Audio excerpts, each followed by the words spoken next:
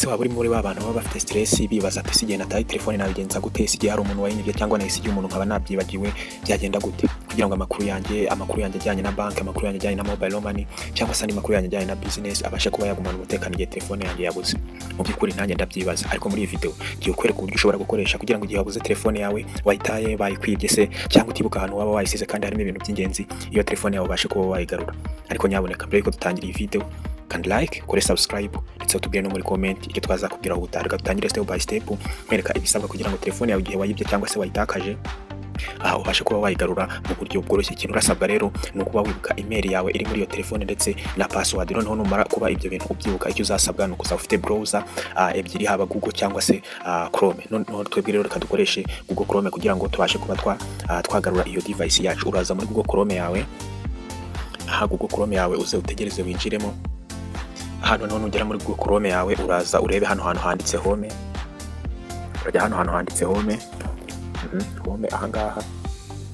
Uye muri Google ahantu hameze gutya. Noneho icyo uri gucekinge, uri gutire telefone mugenzi wawe, urabona hano abafitemo email yiwe, urakora sign out, noneho winjizemo ya email yawe iri muri ya telefone yawe wabuze. Iyo ni step ya mbere. Noneho ukimara kwinjizamo email yawe, urabona ko hano yagezemo, uraza ujye ahangaha usacinge find my device.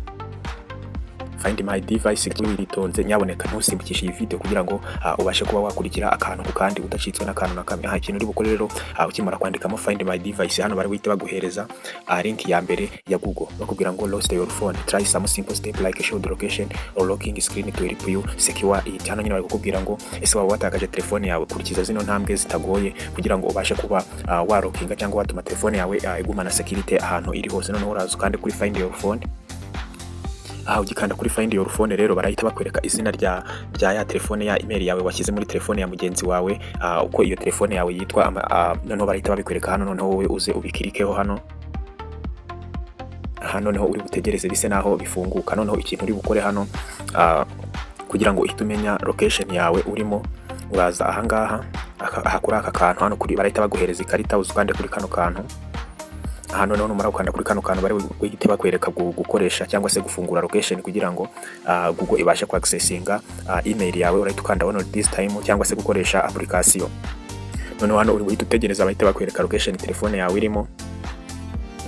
Kanze mbereke location. Urabona location bahise bayinyereka aho telefone yanjye iherereye.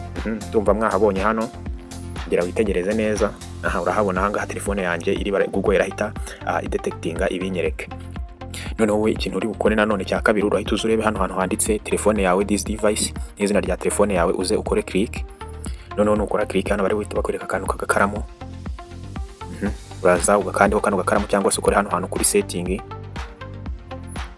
Nukora hano kuri setting bari bugusabe allow device to be located, kuba nyine wafungura location ya telefone yawe.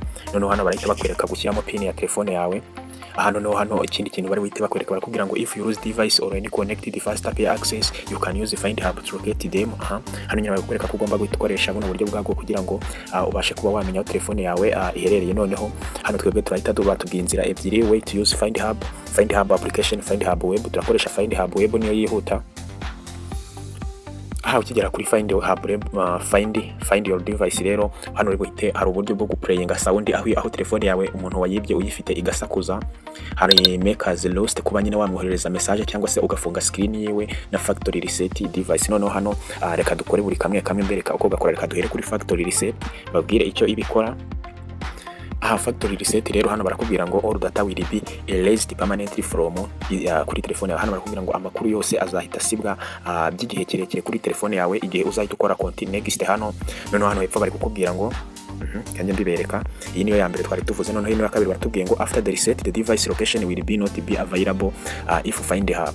Noneho numara gusiba nyine no makuru yose, location ya device yawe ishobora kuba yavaho. Noneho ikindi kintu hano, if device is offline, erasing will begin once it's online again. Igihe no device cyose yagira kuri wifi, bino bintu turaba twasetinze hano bizahita bigira gute, bizahita byisiba. Noneho hano uzahita uza ukore next.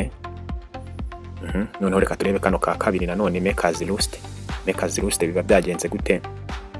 Muri make as lost the device will be nkoreshe agasayini kabyerekana hano. The device will be locked with PIN, partner or password. If device does not have any screen lock, you can set one. Hano noneho bari kukubwira ngo device yawe izahita iba lock idimo PIN cyangwa se password.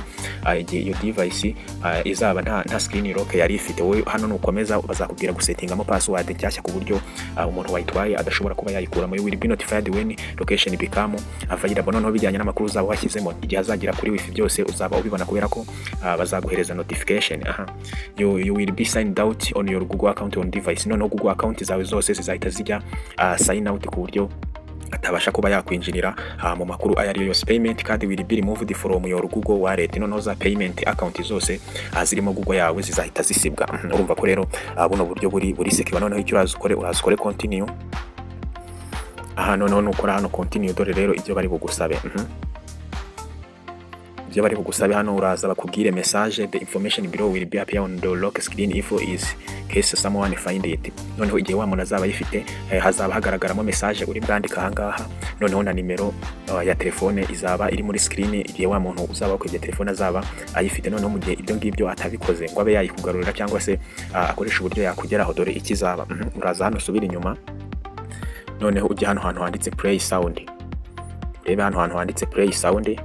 Noneho sound iyi telefone izahita itangira gusakuza cyane. Rero niba warebye iyi video like ukore subscribe kugira ngo tujye tubana.